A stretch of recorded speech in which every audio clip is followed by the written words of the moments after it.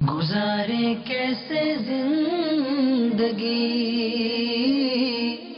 आओ उलमा से पूछ ले। आए जो मुश्किल पेश कोई, आओ उलमा से पूछ ले।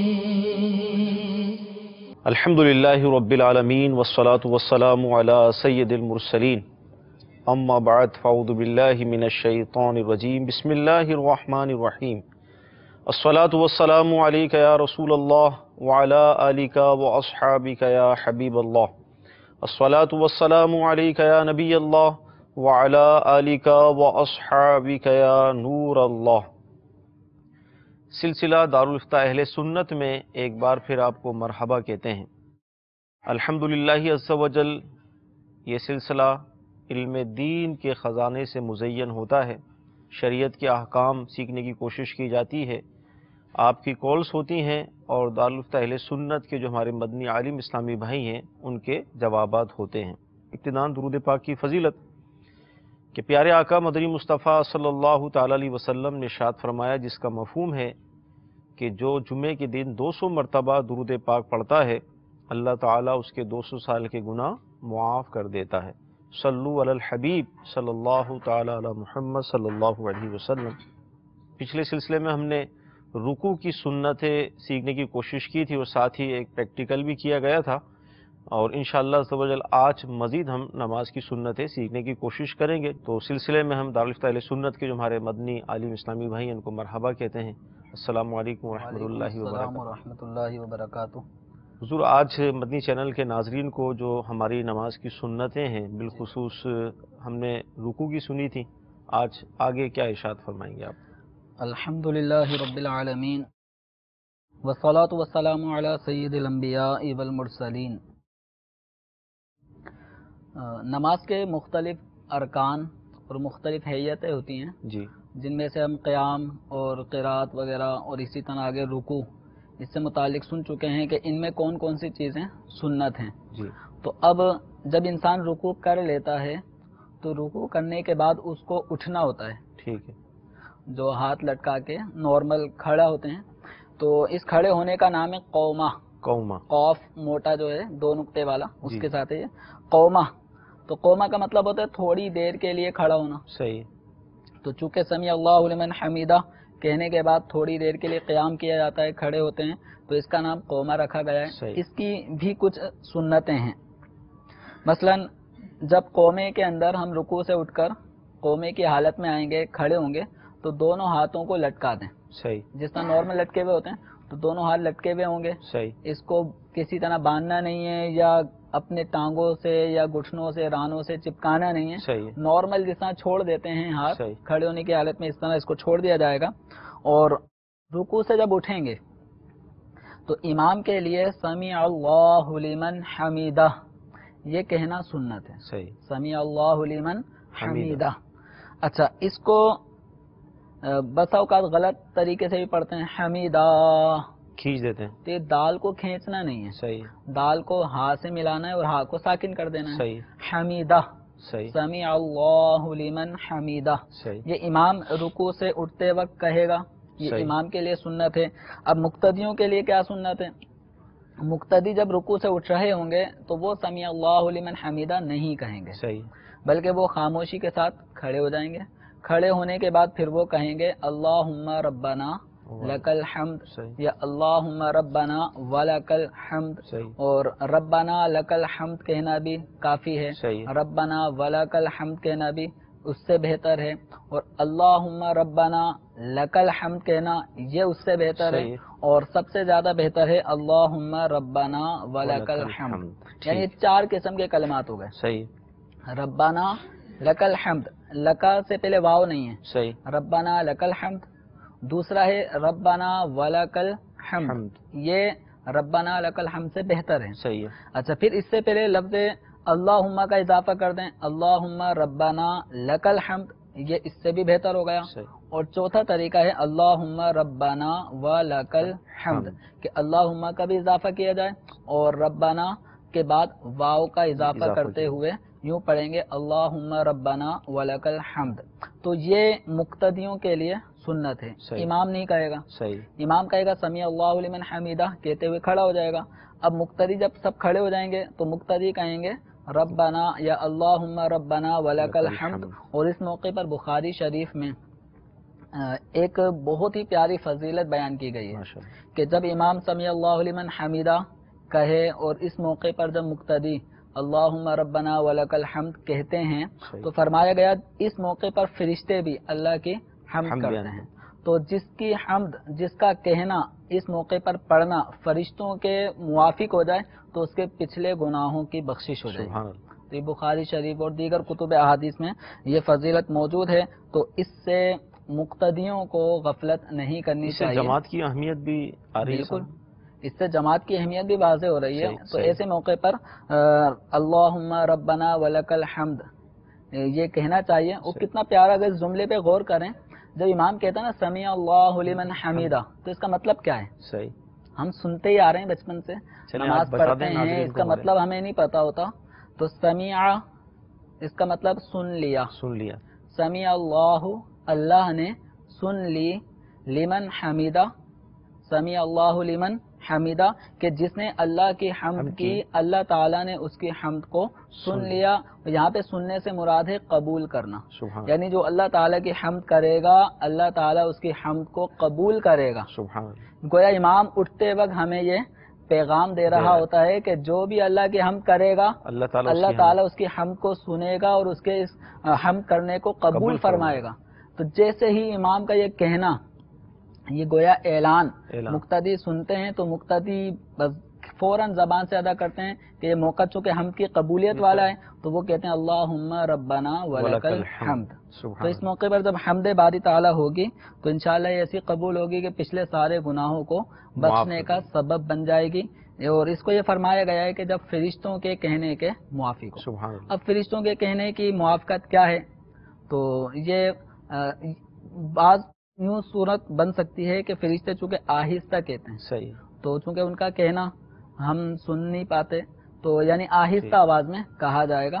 پھر مزید یہ کہ اس کی حقیقت حال وہ اللہ کے رسول صلی اللہ تعالی علیہ وسلم ہی جانتے ہیں کہ موافقت کس طرح ہوگی.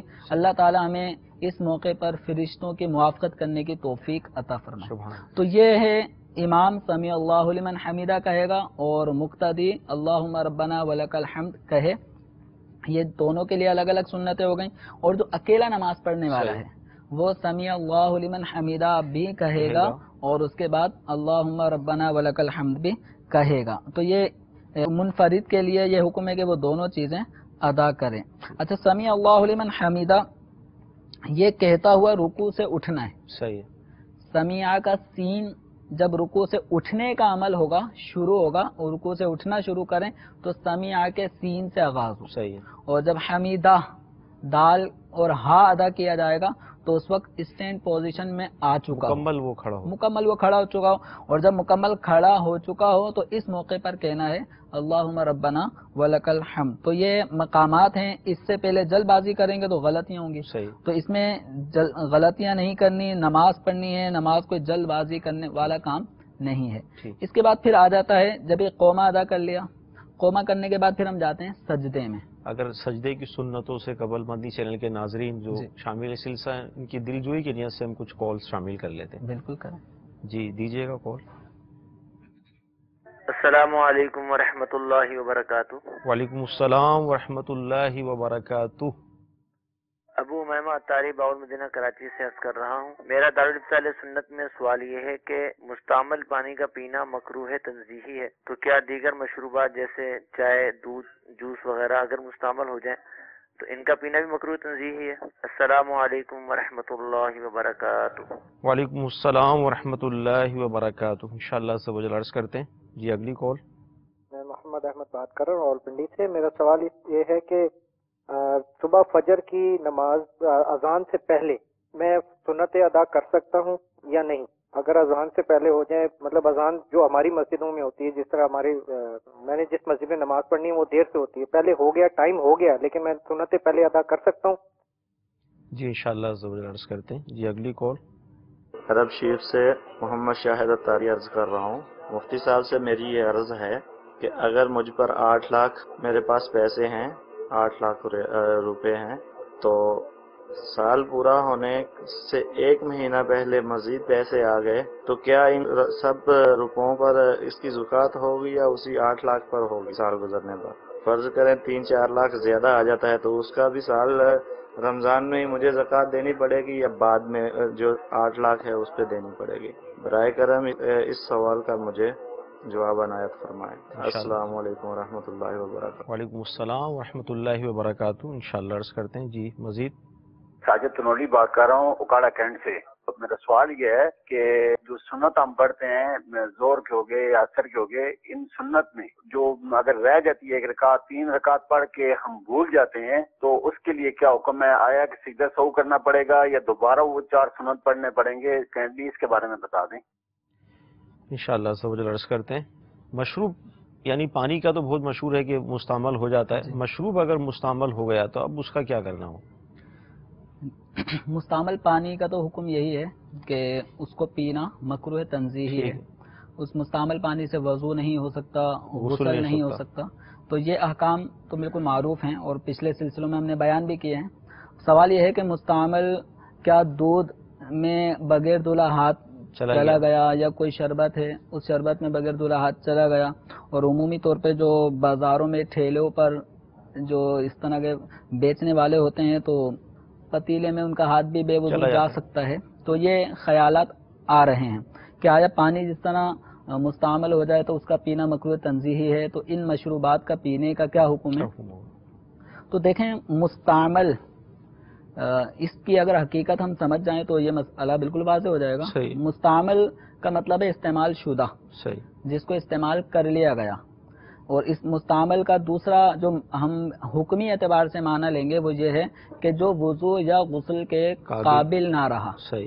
مستعمل استعمال شدہ وہ پانی کہ جو اب وضو یا غسل کے لائق نہیں ہے، قابل نہیں ہے، لیکن یہ ناپاک نہیں ہوتا، یہ پاک ہوتا ہے۔ اس سے اگر کپڑے دھو لیے یا جسم سے کوئی میل کچیل دور کر دیا تو اس میں کوئی مذائقہ نہیں۔ اب مستعمل پانی کا جو حکم ہے اس کی وجہ یہ ہے کہ جب ایک انسان بے وضو ہوتا ہے تو بے وضو حالت میں جب اس کے جسم پہ پانی لگتا ہے تو جس حصے پر پانی لگے گا اس حصے سے اس کی بے وضوئی دور ہو جائے گی۔ جب دور ہو گئی، اب یہ والا جو پانی ہے نا جو اس کے ہاتھ سے لگ کر نیچے گرا، یہ ہو گیا مستعمل۔ اب یہ دوبارہ کسی اور جگہ پہ ہم استعمال کر کے اس جگہ کی بے وضوئی کو دور نہیں کر سکتے۔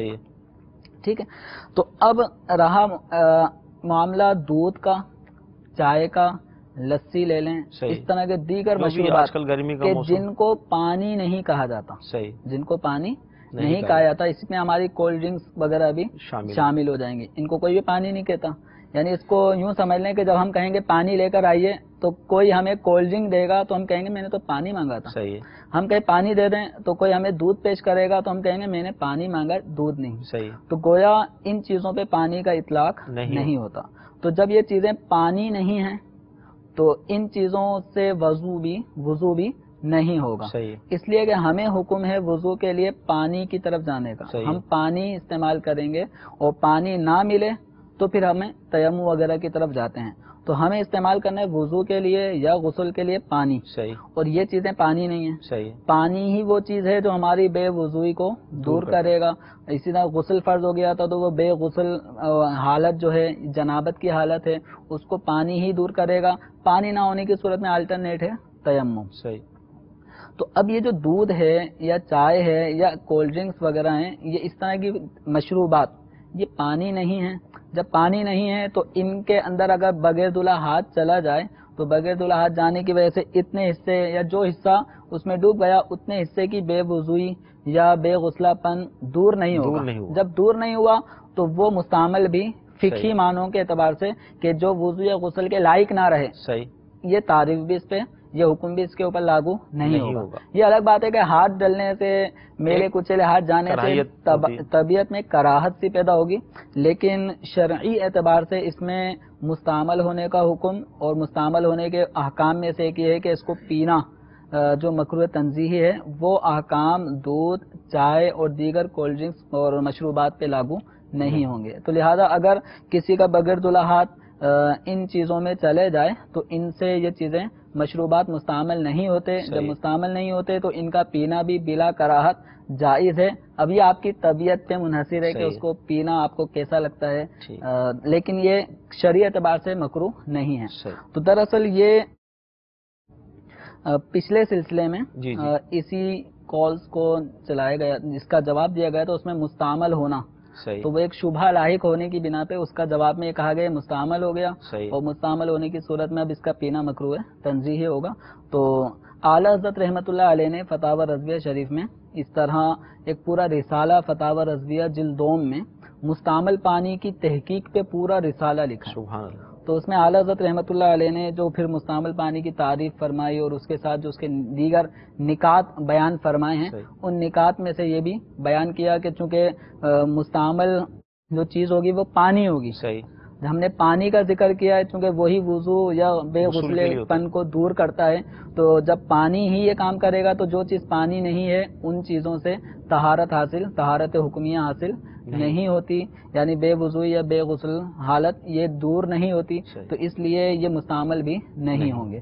تو یہ تفصیل کے ساتھ اگر پڑھنا چاہیں تو ہمارے مدنی چینل کے ناظرین فتاوی رضویہ شریف جلدوم میں یہ پورا رسالہ اعلیٰ حضرت رحمۃ اللہ علیہ نے تحریر فرمایا ہے, اس کو پڑھیں. ماشاءاللہ, بہت پیارا جواب آپ نے ارشاد فرمایا. توجہ سے دیکھنے والوں کو یقیناً فائدہ حاصل ہوا ہوگا.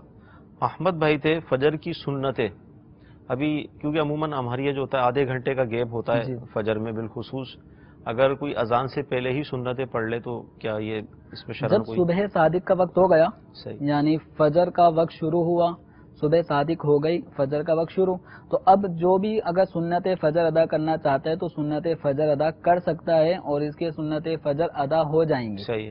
اب اس کے لیے اذان کا انتظار یہ کچھ ضروری نہیں ہے. البتہ یہ ایک الگ بات ہے کہ سنتوں کو فرضوں سے بالکل اٹیچ کر کے ملا کر, یعنی قریب قریب پڑھنا یہ زیادہ باعث ہے برکت اور فضیلت ہے. تو اگر پہلے بھی پڑھ لیں تو سنت ادا ہو جائے گی, لیکن مستحب اور زیادہ افضل کام یہ ہے کہ فرضوں کی جماعت جب کھڑی ہو فجر کی تو اس کے قریب قریب وقت میں سنت فجر ادا کریں. ٹھیک. شاہد بھائی تھے عرب شریف سے, ان کے پاس تقریباً 8 لاکھ روپے ہیں. اب زکوٰۃ دینے کا وقت آ رہا ہے, قریب ہے. 8 لاکھ تھے, مزید کچھ رقم ایڈ ہو گئی اس کے اندر, تو کیا 8 لاکھ پر ہی زکوٰۃ دیں گے یا اب پلس کر کے پوری پر دیں گے؟ دیکھیں اس میں یہ ہے جس جنس کا ان کے پاس مال موجود ہے, صحیح, تو روپے پیسے سونا چاندی مال تجارت یہ ایک ہی کیٹیگری کہلاتی ہے. صحیح. مال زکوٰۃ کے اعتبار سے یہ ایک کیٹیگری کا مال ہے. مال تجارت, سونا چاندی روپے پیسے پرائز بونڈز وغیرہ یہ سب ایک ہی جنس کا مال شمار ہوتا ہے. یعنی سمن, اب چاہے وہ اصلی ہو یعنی سونے چاندی کی صورت میں یا سمن اصطلاحی ہو جو روپے پیسے وغیرہ اس پہ اطلاق ہوتا ہے.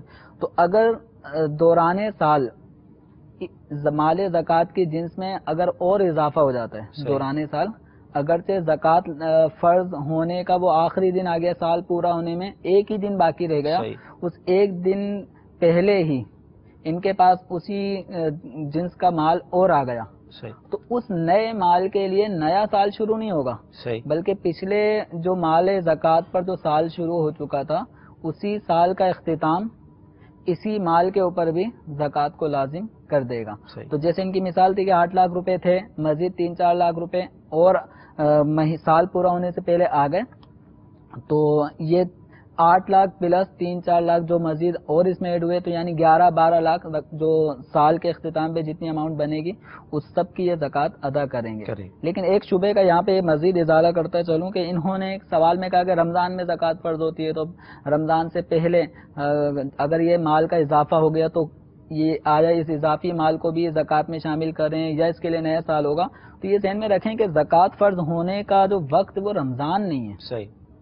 روزے فرض ہونے کا جو وقت ہے وہ اگرچہ رمضان ہے, ماہ رمضان کے روزے فرض ہیں, کسی اور مہینے کے روزے فرض نہیں ہیں, لیکن زکوٰۃ کا تعلق یہ رمضان سے رمضان تک نہیں ہے. صحیح. بلکہ آپ جس وقت صاحب نصاب ہوئے اور آپ کے پاس مال زکوٰۃ موجود ہے, نصاب کے برابر ہے, حاجت اصلیہ ضروریات زندگی اور قرض وغیرہ سے فارغ ہیں, تو آپ کے لیے اوپر زکوٰۃ کا سال شروع. اب وہ چاہے یکم محرم ہو یا 10 ذی الحجہ ہو, کوئی سا بھی مہینہ کوئی سا بھی دن ہو سکتا ہے, بس جو بھی دن ہو جو بھی مہینہ ہو اس کو آپ نوٹ کر لیں, آئندہ وہی دن مہینہ تاریخ آئے تو آپ کے اوپر زکوٰۃ اس وقت لازم ہو جائے گی صحیح. اگر اس وقت آپ کا یہ مال نصاب کے برابر موجود ہو.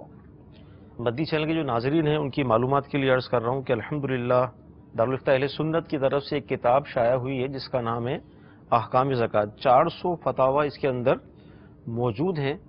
اگر آپ اسے مکتبۃ المدینہ سے حاصل کر لیں گے تو انشاءاللہ تبارک و تعالی زکوٰۃ کے حوالے سے بہت اہم معلومات آپ کو انشاءاللہ عز و جل اس میں ہو جائے گی. تو کوشش کریں اسے حاصل کریں, اس کا مطالعہ بھی کر لیجئے.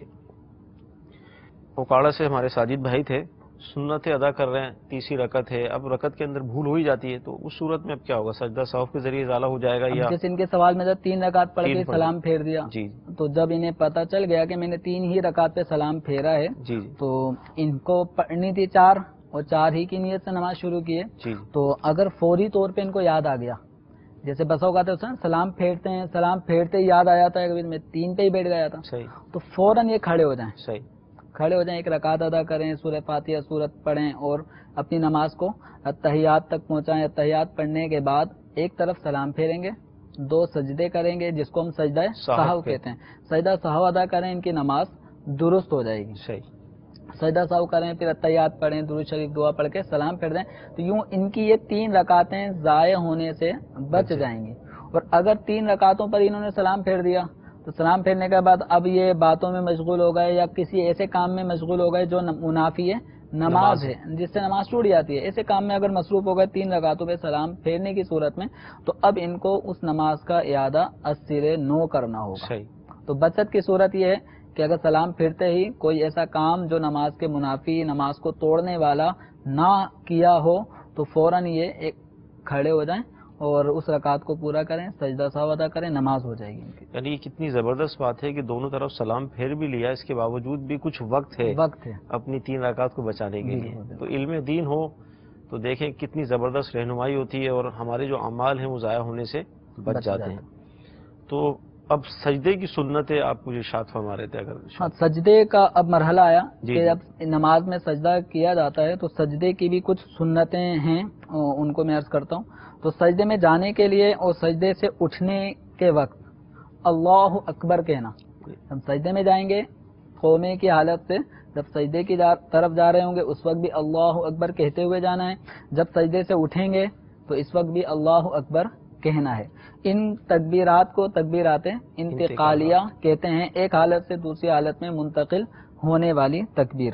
اس کے بعد جب سجدے میں چلے گئے تو اب سجدے میں 3 مرتبہ کم از کم سبحان ربی الاعلیٰ یہ کہیں گے, اور سجدے میں ہتھیلیاں زمین پر رکھی جائیں گی, یہ سنت ہے. بس اوقات یہ ہتھیلیاں اٹھا دیتے ہیں, صرف اس طرح سے ہاتھ رکھتے ہیں, تو یہ سنت نہیں ہے. ہتھیلی رکھنا ہے, ہاتھوں کا تھوڑا خم کر کے اس طرح نہیں رکھنا. ہتھیلیاں زمین پہ لگیں گی اور ہاتھوں کی انگلیاں ملی ہوئی قبلے کی طرف ہوں. ہاتھوں کی انگلیوں کو یوں پھیلا کر دوبارہ سے ریپیٹ کر دیں اگر یہ جو آپ. تو ہتھیلی یہ زمین پر رکھنا سجدے کی حالت میں سنت ہے.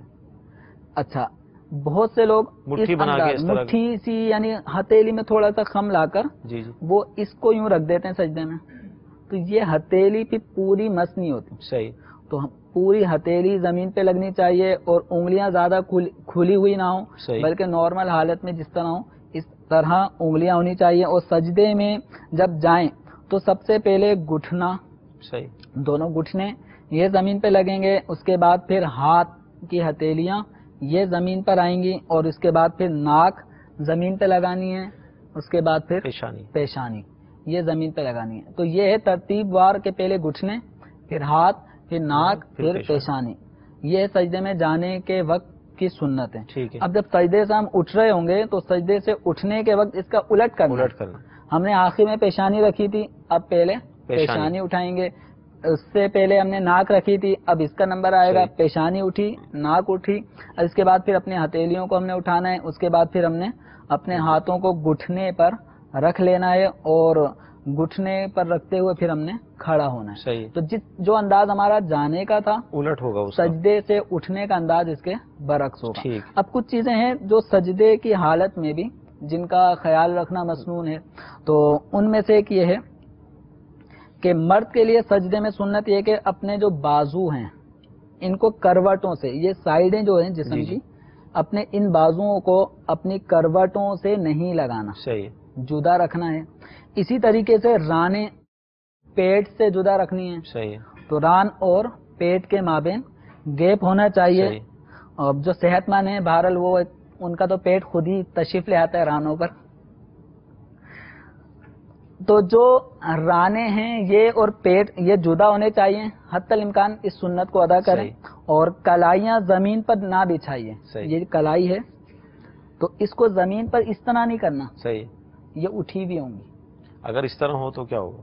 یہ خلاف سنت ہے، اس سے حدیث مبارکہ میں منع کیا گیا ہے۔ اس کو کتے کی طرح بیٹھنے سے تشبیہ دی گئی ہے۔ عام طور پہ کتا جب بیٹھتا ہے تو اپنی کلائیاں بچھا کے بیٹھتا ہے، تو ہمیں اس طرح بچھا کر بیٹھنے سے منع کیا گیا ہے۔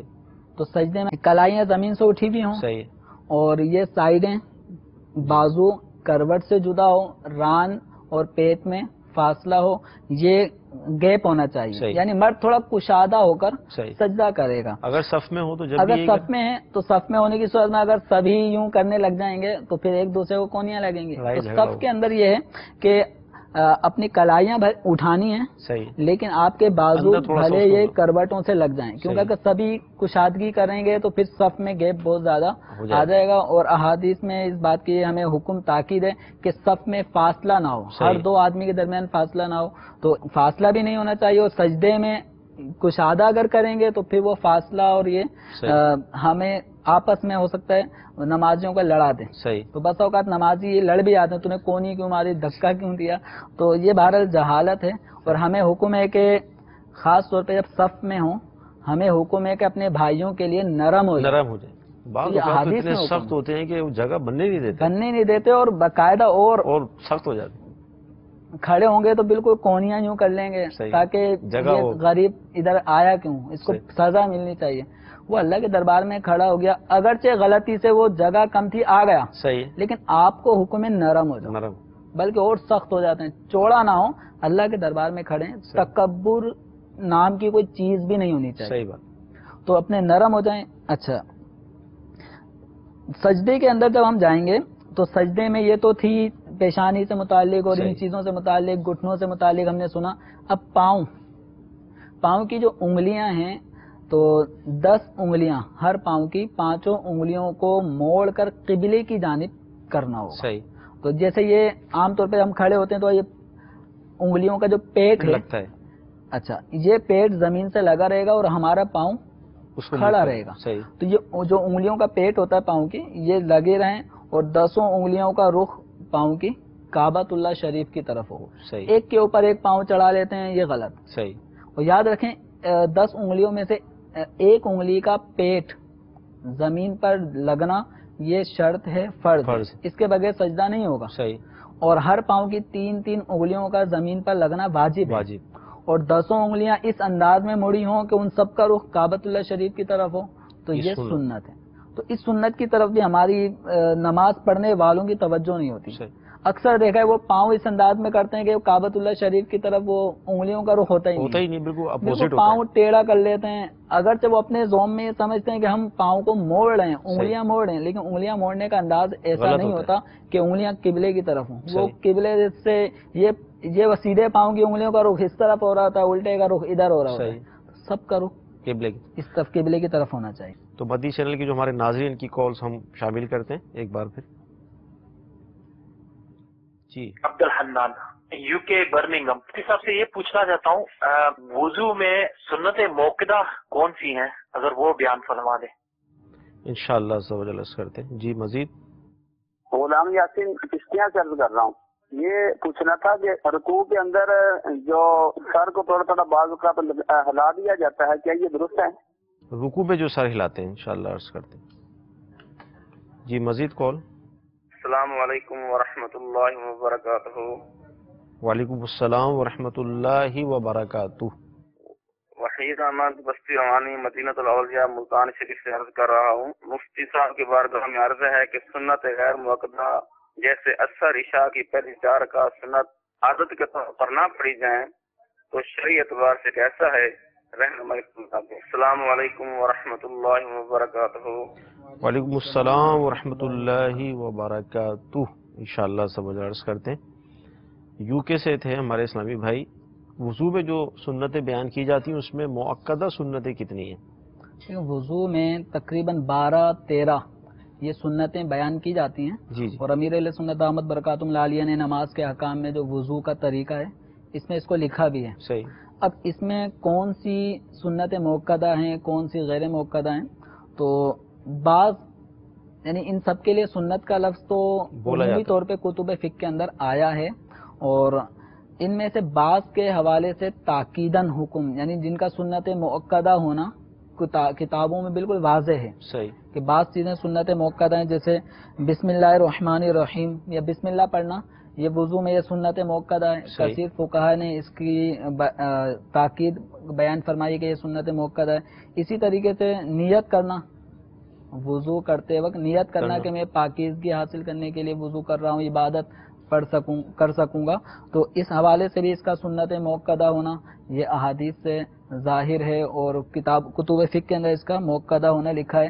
تو یہ 12-13 جو سنتیں ہیں ان میں سے بعض کا مؤکدہ ہونا بالکل واضح ہے، اور بعض کا مؤکدہ ہونا یہ ظاہر نہیں ہے. صحیح. بعض کو مستحب کے درجے میں بھی لیا گیا ہے، لیکن من جملہ یہ 12-13 امور ایسے ہیں جو بقیہ جو وضو کے مستحبات ہیں ان سے یہ نمایاں ہیں، اور احادیث میں ان کا ذکر ملتا ہے، جس میں یہ کہ انگلیوں میں خلال کرنا، داڑھی میں خلال کرنا، پورے سر کا مسح کرنا، اسی طرح مسواک کرنا. اب مسواک کے بارے میں بھی سنت مؤکدہ ہونے کی ایک صورت اعلی حضرت رحمۃ اللہ علیہ نے فرمائی کہ مسواک ویسے تو سنت ہے، لیکن جب منہ میں تغیر پیدا ہو جائے، ذائقہ منہ کا چینج ہو جائے، منہ میں کچھ بدبو آنے لگے، تو اس وقت اس کی تاکید اور سخت ہو جاتی ہے. یعنی اب اس کو کرنے کا حکم اور بڑھ جاتا ہے. تو اس طرح وضو کی جو سنتیں ہیں ان کو اگر تفصیلی طور پہ اس بارے میں فتویٰ لے لیں، دارالفتہ اہل سنت سے رجوع کریں، انشاءاللہ ان کو باقاعدہ ایک ایک سنت جو وضو کی ہے اس کے بارے میں تفصیلی طور پہ انشاءاللہ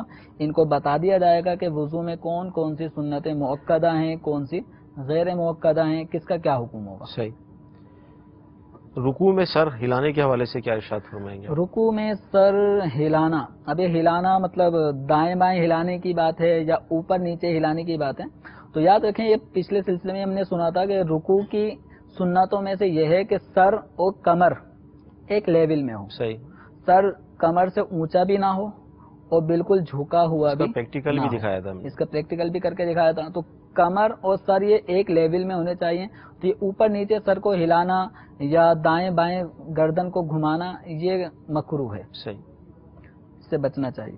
اچھا، وضو کی جو سنتیں ہیں وہ نماز کے احکام میں 14 لکھی گئی ہیں جو وضو کی سنتیں ہیں، مطلب 12 13 14. اب یہ مختلف تعداد جو ہے نا، اب یہ بسا اوقات 2 سنتوں کو کھول کے بیان کر دیا جاتا ہے، 2 کو ایک ساتھ بیان کر دیا جاتا ہے. تو وہ عدد کا ایسا مسئلہ نہیں ہے. جو چیزیں سنتیں ہیں وہ باقاعدہ سبھی کتابوں میں مذکور ہیں. سنت غیر مؤکدہ عادتاً نہ پڑھنا اثر و عشاء کی، اس پہ کوئی گناہ تو نہیں ہے؟ سنت غیر مؤکدہ کا پڑھنا یہ نہ فرض ہے نہ واجب ہے، لیکن اس کے پڑھنے والے کو ثواب ملتا ہے. احادیث میں اس کی فضیلتیں بیان کی گئی ہیں. اب جو نہیں پڑھتا وہ ان ثواب سے اپنے آپ کو محروم رکھتا ہے. لیکن اگر کوئی سنت غیر مؤکدہ نہیں پڑھتا تو سنت غیر مؤکدہ نہ پڑھنے والے کو ہم یہ نہیں کہیں گے کہ یہ گناہ گار ہے.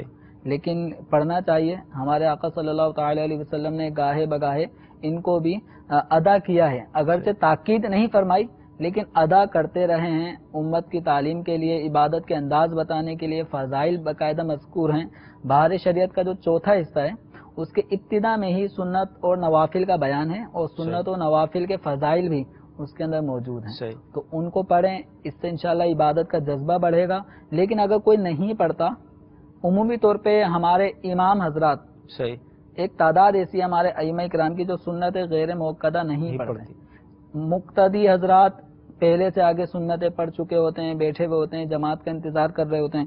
امام صاحبان آتے ہیں بالکل آخر وقتوں میں، تو سنت غیر مؤکدہ عمومی طور پہ نہیں پڑھتے. تو یہ سب ایسا نہیں ہے، لیکن ایک تعداد ایسی ہے جو نہیں پڑھتی. اس سے مقتدیوں پہ اچھا اثر نہیں پڑتا. مقتدی پہلے سے آگے سنتیں پڑھ چکے ہوتے ہیں. اب امام آتا ہے بالکل حی علی الصلاۃ حی علی الفلاح کے وقت ہی آ رہا ہے، یہ اقامت سے کچھ دیر پہلے آ رہا ہے، تو بالکل نمازیوں کے سامنے واضح ہوتا ہے کہ ابھی وضو کر کے آ رہے ہیں تو سنت تو نہیں پڑھی ہوگی. تو نمازیوں کو इबादत का ज़ौक़ और जज्बा मिले, इमाम को ऐसा होना चाहिए। ना ये कि कोई इमाम से पूछे कि आप सुन्नतें नहीं पढ़ते, तो कहेंगे फर्ज तो नहीं है, वाजिब तो नहीं है।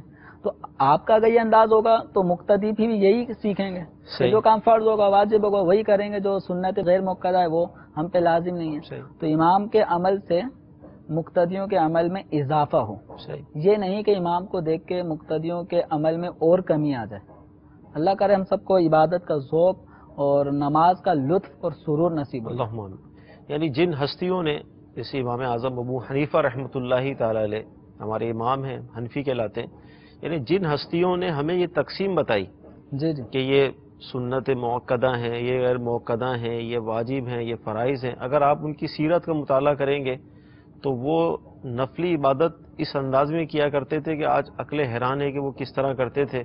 और बाज़ तो ये कहकर अपने आप को बचा लेते हैं कि उनकी करामत थी, उन्हीं का हिस्सा था, हालांकि वो भी इसी दुनिया में रहते थे। यानी जिन्होंने हमें ये बताया नवाफिल, ये सुन्नत मुअक्कदा गैर मुअक्कदा, वो कितनी सख्ती से उस पर अमल किया करते थे।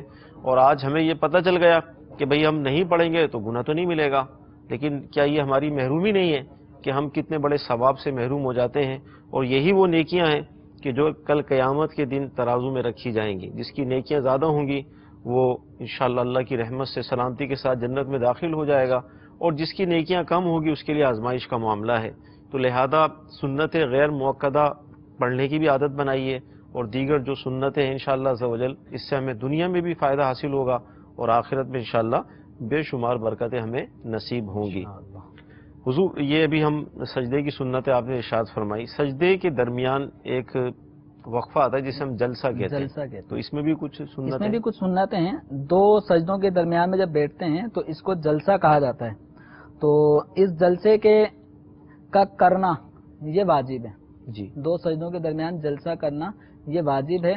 अब इस दौरान जो सुन्नतें हैं वो ये है कि सीधा कदम खड़ा होगा, सही, उल्टे पाँव को बिछाकर उसके ऊपर बैठेंगे और सीधे पाँव की उंगलियां मुड़कर काबतुल्लाह शरीफ की तरफ जा रही होंगी और दोनों हाथों को रानों पर रखेंगे। सही, यानी जो अंदाज अत्तहियात पढ़ने के वक्त होता है ना, सेम वही अंदाज यहाँ पर इख्तियार किया जाएगा। जलसे में भी होगा, जलसे में होगा। इसमें कमर का सीधी होना और कम से कम एक मरतबा सुबहान अल्लाह की मिकदार बैठना। अब ये बस औकात ये गलती करते हैं, ये सजदे से उठे पूरे सीधे नहीं होते, कमर सीधी भी नहीं हुई और फिर दूसरे सजदे में चले जाते हैं। तो इनका ये वाजिब जो जलसा है इसका वाजिब छूट जाता है। सही, सुन्नतें तो फोत होनी थी वो हो गई, लेकिन मजीद वाजिब इनका तर्क हो जाता है और जानबूझ के जो वाजिब छोड़ रहा है, जिसने अपनी आदत में ही अंदाज शामिल कर लिया कि वो एक सजदा करता है और कमर सीधी किए बगैर ही दूसरे सजदे में चला जाता है, तो ये वाजिब छोड़ने की बिना पर इसकी नमाज नाकिस रह जाती है। सही, इस नमाज का इयादे का हुक्म है। सही, हदीस मुबारका में आप सल्लल्लाहु अलैहि वसल्लम ने एक आदमी को इसी तरह जो ये जल्दी जल्दी नमाज पढ़ रहा था, तादील अरकान वो छोड़ रहा था, तो नबी करीम सल्लल्लाहु अलैहि वसल्लम ने उसको फरमाया कुम फसल्ली फइन्नका लम तुसल्ली, दोबारा खड़े हो नमाज पढ़ो, तुम्हारी नमाज तुमने जो पढ़ी वो नहीं हुई, यानी कामिल नहीं हुई, वाजिब छुटने की बिना पे नमाज नाकिस रही, तो दोबारा पढ़ने का हुक्म इरशाद फरमाया। उसने फिर उसी अंदाज में पढ़ी, तो फिर सरकार दो आलम सल्लल्लाहु अलैहि वसल्लम ने यही फरमाया कि अब नमाज दोबारा पढ़ें। सही, फिर दोबारा उसने बिलाखिर अर्ज करने लगा या रसूलल्लाह मुझे तरीका बता दें। तो फिर आप सल्लल्लाहु अलैहि वसल्लम ने नमाज का तरीका इरशाद फरमाया। उन में से ये भी है कि जब सजदे में जाएं तो इत्मीनान से सजदा करें, जब सजदे से बैठें जलसे में तो यहाँ फरमाया कि इतने देर बैठना है कि इत्मीनान हो जाए तुझे। सही, यानी इत्मीनान के साथ जिस्म की हरकत रुक जाए। सही, और कम से कम एक सुबहान अल्लाह कहने की मिकदार ये वक्फा करना इस मौके पर वाजिब है। सही। इस दौरान मस्जिद पढ़ने की दुआएं हैं वो मुस्तहब, यानी अगर कोई नफिल नमाज पढ़ रहा है तो उसमें वो पढ़ सकता है, दुआएं जो जलसे में पढ़ने की होती हैं वो पढ़ सकता है। ठीक, तो अब ये जलसा कर लिया, यानी सजदा किया, दो सजदे भी हो गए, जलसा भी हो गया, अब उठ रहे हैं दूसरी रकत के लिए। अब दूसरी रकात के लिए जब उठेंगे हाँ, तो इसमें यही होगा, घुटनों पर अपने घुटनों को पहले उठाएंगे। सही, और अपना जो पंजे है ना, जी जी, पंजों पर जोर देते हुए उठना है। सही, बस औकात ये सजदे से उठते वक्त, यानी पहली रकात के सजदे से उठते वक्त या अत्तहियात में दूसरी रकात से जब खड़े हो रहे होते हैं, इस वक्त खड़े होने का जो अंदाज होता है बस औकात ये इस कदर तकलीफ दे भी हो जाता है पीछे नमाज पढ़ने वाले के लिए कि कोई بالکل پیچھے نماز پڑھ رہے ہیں، وہ سجدے میں، اور یہ جناب اٹھنا چاہ رہے ہیں، تو اس انداز میں اٹھتے ہیں کہ اس بیچارے کی ناک سجدے میں رگڑ جاتی ہے. تو انشاءاللہ پریکٹیکل میں جب ہم عملی طریقہ اگلے سلسلے میں جیسا آپ نے فرمایا کریں گے تو یہ احتیاط بھی بتائیں گے کہ آپ اس انداز میں نہ اٹھیں گے پیچھے والے کی ناک رگڑ میں آ جائے، اور یا وہ سجدے سے اٹھنا ہی چاہ رہا تھا، آپ ایسے ٹکرائے وہ دوبارہ سجدے میں چلے گئے، تو اس کو اذیت نہ ہو. انشاءاللہ اس پہ بھی روشنی ڈالیں. جی اس کے بعد آئے گا قعدہ. جی یعنی اب ہم قعدے کے اندر بیٹھ رہے ہیں تو اس میں کیا سنتیں ہوں گی؟ قعدہ یہ جب ہم 2 رکعتیں پڑھ لیتے ہیں جی تو 2 رکعتیں پڑھنے کے بعد جو عمل ہے اس کو قعدہ کہتے ہیں. تو قعدہ میں بیٹھنے کا جو طریقہ ہے اس میں یہی ہے کہ بایاں پاؤں یعنی الٹا پاؤں بچھا دیں اور سیدھا پاؤں کھڑا کر دیں. اس انداز میں کھڑا کریں کہ اس کی 5 انگلیاں یہ کعبۃ اللہ شریف کی طرف ہوں، اور پھر سیدھا ہاتھ سیدھی ران پہ ہو، الٹا ہاتھ الٹی ران پر ہو، اور انگلیاں بالکل جماؤ کے ساتھ نہ ہوں، نارمل حالت میں اپنی انگلیوں کو رکھنا ہے. اس انداز میں بیٹھیں اور انگلیاں جو ہیں ان کے کنارے گھٹنوں سے نیچے نہ ہوں.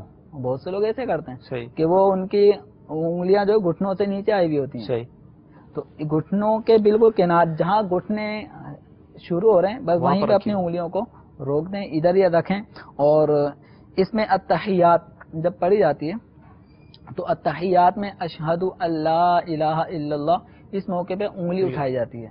تو اس کا طریقہ یہ ہے کہ آپ چھنگلیاں اور اس کے برابر والی انگلی اس کو ہتھیلی سے لگا لیں گے، انگوٹھا اور یہ بیچ والی انگلی ان دونوں کو ملا لیں گے، اور یہ شہادت کی انگلی ابھی مطلب اس کو اٹھانا ہے. بقیہ کا ہم نے طریقہ اس کو کہتے ہیں حلقہ بنا لیں.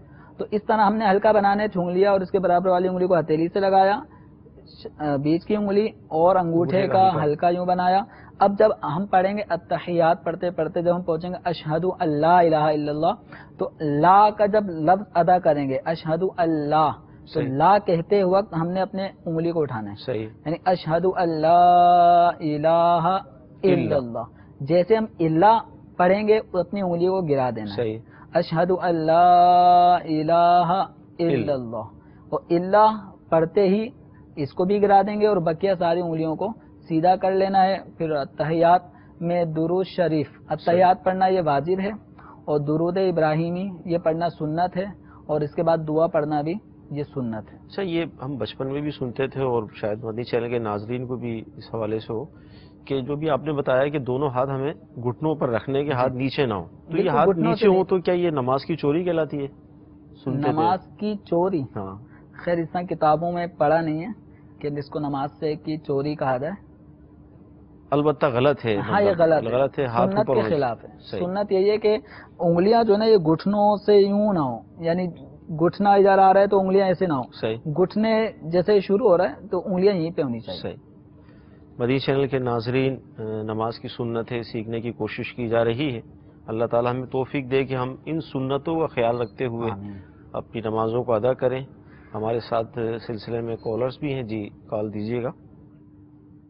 میرا نام محمد راشد اطاری کی چیونی سے عرض کر رہا ہوں. سلسلہ درفائل سنت میں میرا سوال یہ ہے کہ اگر مغرب کی نماز میں اس وقت پہنچے جب جماعت دوسری رکعت کے بعد قعدہ میں بیٹھے ہو، جب پہنچنے والا نمازی تیسری رکعت امام صاحب پیچھے پوری کرے گا، وہ تیسری رکعت کیسے پوری کرے اپنی؟ جزاک اللہ خیر واسطہ الجزا. السلام علیکم ورحمۃ اللہ وبرکاتہ. وعلیکم السلام ورحمۃ اللہ وبرکاتہ. جی اگلی کال. میرا سوال یہ ہے کہ بچے کے علاج کے وقت اذان کون سے کان میں دینی چاہیے، دائیں میں، اور تکبیر جو ہے کون سے کان میں دینی چاہیے، بائیں میں یا دائیں میں؟ اس کے بارے میں کچھ طریقہ کار بتا دیں. السلام علیکم ورحمۃ اللہ. وعلیکم السلام ورحمۃ اللہ وبرکاتہ. رکعت جب نکل جاتی ہے، 2 رکعتیں پڑھ لی، یعنی امام کی 2 ہی یہ شامل ہوئے، یا کوئی بھی صورت بن سکتی ہے رکعت نکلنے کی، کوئی ایسا مفصل اگر طریقہ بیان ہو جائے سب کو فائدہ ہو. لیکن پہلی رکعت اگر کسی کی نکلی جی تو امام کے سلام پھیرنے کے بعد جو وہ اپنی رکعت ادا کرے گا تو یہ وہ پہلی ہی رکعت ادا کرتا ہے جو اس کی چھٹی تھی. صحیح.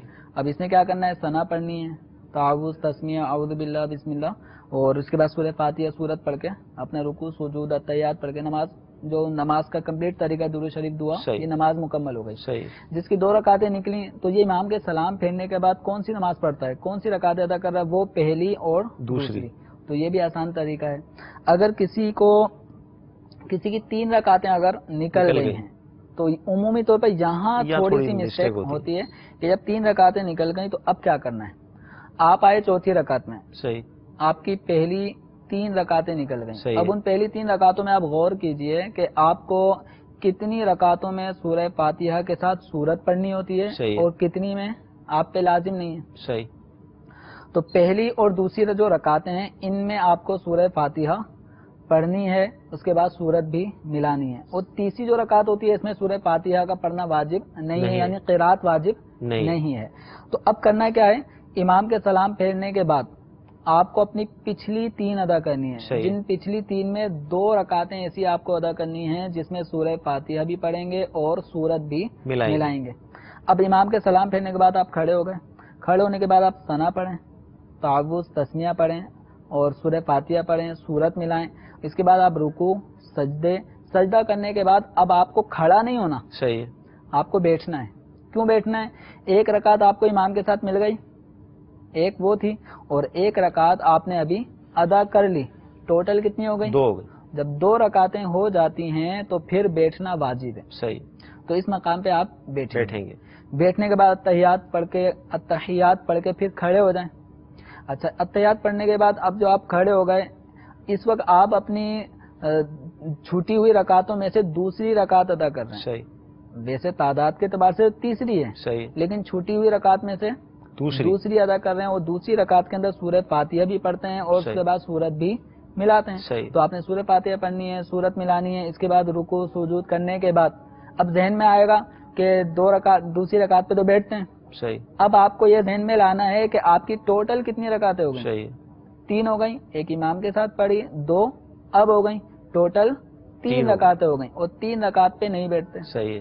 آپ رکوع سجود کرنے کے بعد کھڑے ہو جائیں گے. صحیح. اب جو کھڑے ہونے کے بعد جو آپ رکعت ادا کر رہے ہیں وہ کون سی کر رہے ہیں؟ تیسری. صحیح. اور تیسری میں قرات واجب نہیں ہے. صحیح. تو آپ چاہیں تو سورہ فاتحہ پڑھ لیں, یہ سب سے افضل طریقہ ہے. سورہ فاتحہ پڑھنے کے بعد پھر آپ رکوع سجود کی طرف جائیں. آپ کی یہ ٹوٹل 4 رکعتیں ہو جائیں گی. آخر میں آپ اتحیات, درود شریف, دعا پڑھ کے اپنی نماز کو کمپلیٹ کر سکتے ہیں. تو یہ نماز کا آسان. کسی کی اگر 4 نکل گئی تو اس نے پوری 4 پڑھنی ہے, جس طرح اکیلے پڑھتے ہیں اسی طرح 4 رکعت پڑھنی ہے. تو گویا پہلی, دوسری, تیسری, چوتھی, اب اسی ترتیب سے ہم نے بتا دیا کہ کس طرح سے اس کو ادا کرنا ہے. ماشاءاللہ. مدنی چینل کے ناظرین, تیسری یعنی جس کی 3 رکعتیں نکلتی ہیں, اصل وہاں پرابلم آتی ہے, اور ماشاءاللہ بڑی اچھے انداز میں تفصیل کے ساتھ اس کو بیان کر دیا گیا ہے. توجہ سے دیکھا ہوگا, سنا ہوگا تو انشاءاللہ یہ آپ کو یاد رہے گا. بچے کی پیدائش پر اب اذان دینی ہے تو کس کان میں اذان ہے, کس میں تکبیر ہے, کیا یہ ہے کہ سیدھا جو کان ہے, جی جی, عام طور پہ جب گود میں لے رہے ہوتے ہیں نا, جی جی, تو وہ بچے کا سرہانہ ادھر کر کے اب وہ پریشان ہو جاتے ہیں کہ اذان کیسے دوں. جب بچے کا سر آپ کے ادھر ہوگا سیدھے ہاتھ میں, تو بچے کا کان الٹا آپ کے قریب ہوگا. صحیح. وہ سیدھا کان اس کا اس طرف ہو جائے گا. تو جب کبھی بچے کے کان میں اذان دینی ہو تو سیدھے کان میں اذان, 1 دفعہ اذان 1 دفعہ اقامت, اس سے بھی سنت ادا ہو جائے گی.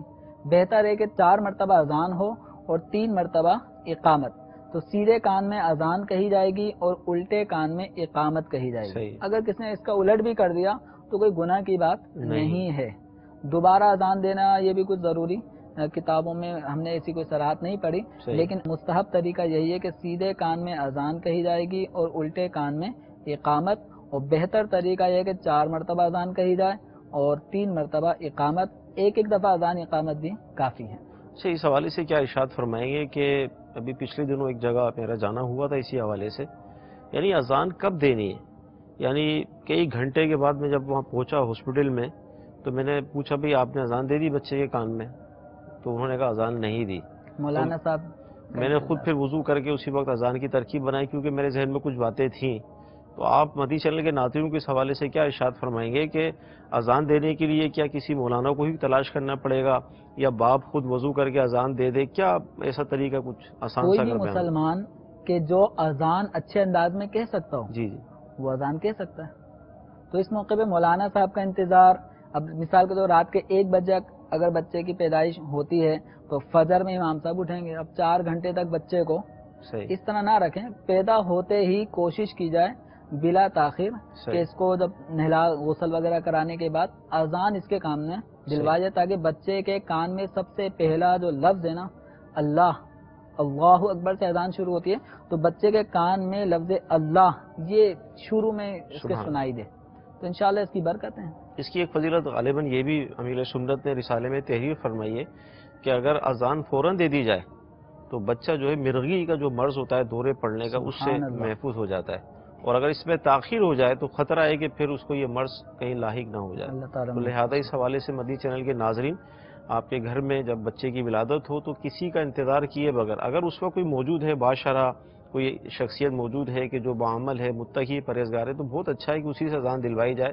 لیکن بالفرض اگر جیسے رات کے 1 بجے ولادت ہوئی، اب کوئی موجود ہی نہیں ہے، تو کسی کا انتظار کیے بغیر آپ خود ہی وضو کر کے اگر اذان دینے پہ قادر ہیں دے سکتے ہیں۔ مسلمان ہونے کی حیثیت سے یہ ساری چیزیں ہمیں ویسے بھی آنی چاہیے، یہ ضروری چیزیں ہیں، اذان دینا، تکبیر پڑھ لیں، اقامت کہہ دینا، یا مطلب یہ تو ہم مسلمان ہیں، ہمیں نماز بھی پڑھنی ہے، نماز بھی ہم پڑھتے ہیں، تو یہ چیزیں ہمیں ویسے ہی سیکھ لینی چاہیے کہ اس کا ہمیں مطلب یہ ہے کہ ضرورت بھی اس کی پڑ جاتی ہے۔ اچھا، یہ پچھلے سلسلے میں ایک مسئلہ جو بیان کیا تھا کہ اگر امام تیسری رکعت میں سورہ فاتحہ پڑھنا شروع کر دے تو اس سے متعلق جو جواب دیا گیا تو چند جگہوں سے ایک کنفیوژن آئی کہ اس سے ہم کوئی یہ نہ سمجھ لے، مسئلہ کہ اگر تیسری یا چوتھی رکعت میں جو ہم نے کہا تھا کہ فرض کی پہلی اور دوسری رکعت میں قرات بلند آواز سے کرنا واجب ہے، فرض کی جب امام نماز پڑھا رہا ہوگا تو فجر، مغرب اور عشاء، جمعہ، عیدین، ان کی جو پہلی دوسری رکعتیں ہیں ان کے اندر بلند آواز سے جہر کے ساتھ قرات واجب ہے، اور اس کے ساتھ کہا گیا تھا کہ تیسری اور چوتھی میں آہستہ آواز میں تلاوت واجب ہے۔ تو اس سے یہ کنفیوژن سامنے آئی کہ کیا تیسری اور چوتھی میں قرات واجب ہے؟ تو تیسری اور چوتھی میں قرات واجب نہیں ہے، لیکن جب قرات کی جائے گی ان رکعتوں میں تیسری اور چوتھی رکعت میں تو آہستہ کرنا واجب ہے، یعنی تلاوت واجب نہیں ہے۔ سورہ فاتحہ پڑھنا فرض کی تیسری اور چوتھی میں واجب نہیں ہے، سورت کا پڑھنا بھی واجب نہیں ہے، لیکن اگر کوئی پڑھ رہا ہے تو اس کے لیے حکم ہے کہ وہ آہستہ پڑھے۔ ایک کال ہمارے ساتھ موجود ہے، جی کال دیجیے گا۔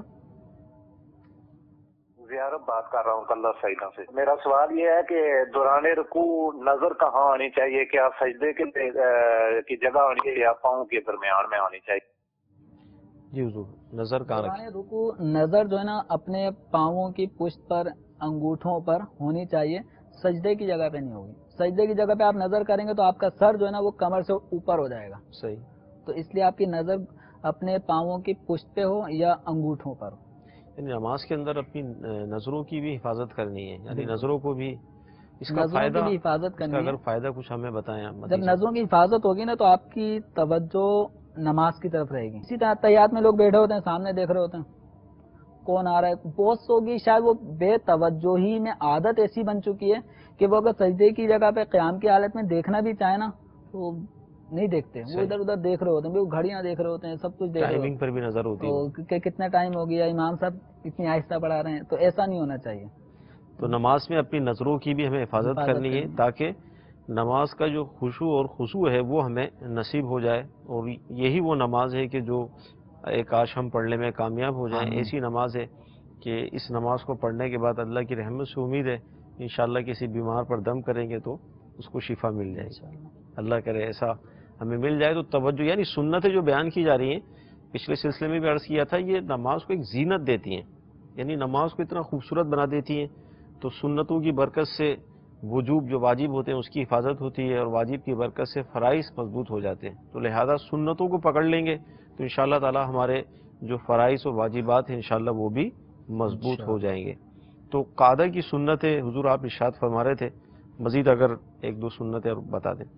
اب جب قعدہ ہم نے کر لیا تو قعدے کے اندر تحیات یہ واجب ہے، اس کے بعد درود شریف، درود ابراہیمی جس کو کہتے ہیں، اس کا پڑھنا افضل ہے، اور درود پڑھنا یہ سنت ہے، اور درود ابراہیمی کا انتخاب اس مقام پہ کرنا یہ افضل ہے۔